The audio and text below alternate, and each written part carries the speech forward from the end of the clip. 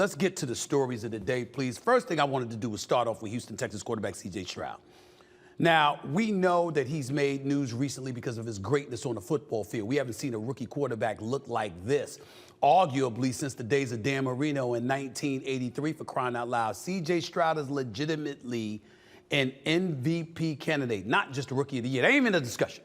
That's over, okay? He's the rookie of the year unless something happens somewhere. He is the rookie of the year. Make no mistake about it. But there's another compelling story that comes associated with CJ Stroud that everybody needs to know, because he was telling us as he was standing on the podium a little over a week ago.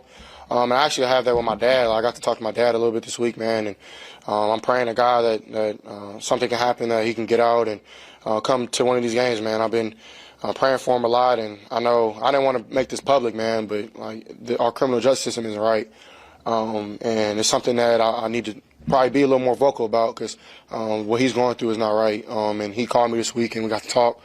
And I'm praying for the situation. I know reform and the people with reform are helping me a little bit, but I think just letting it be known, man, it's not just my dad's situation, but the whole criminal justice system is corrupt. I've been watching videos in Mississippi, some of the prisons that have rats and roaches and things like that. And don't get me wrong, criminals, they should do their time and everything should be like that, but they're still humans, you know what I mean? And I just wanted to shine light on that real quick. But yeah, I'm really blessed to break the record, and I'm really blessed to get the win. His family was thrust into the abject poverty, as we all know, when his father, Coleridge, was jailed for 38 years for a series of horrific crimes.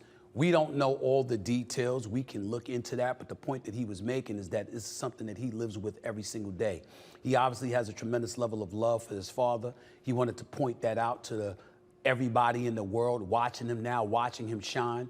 He was talking about himself and asking everybody to recognize the level of adversity that he deals with on a day-to-day basis and the kind of things that he has to overcome. He also took it as an opportunity, while shining a light on his greatness and what he's been doing for the Houston Texans, who are now vying for a playoff spot in the AFC South Division, fighting Jacksonville at this particular moment in time, just a game out of first place in that division.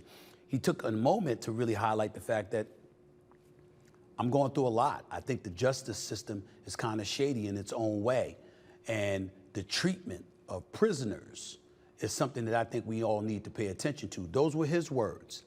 The reality is he isn't the only one screaming about that. A lot of us out here in public who obviously are not incarcerated don't take too much time to think about those who are. And what he was talking about is not just the treatment of his father, but how attention should be brought to a lot of individuals who are incarcerated, because some are there unfairly.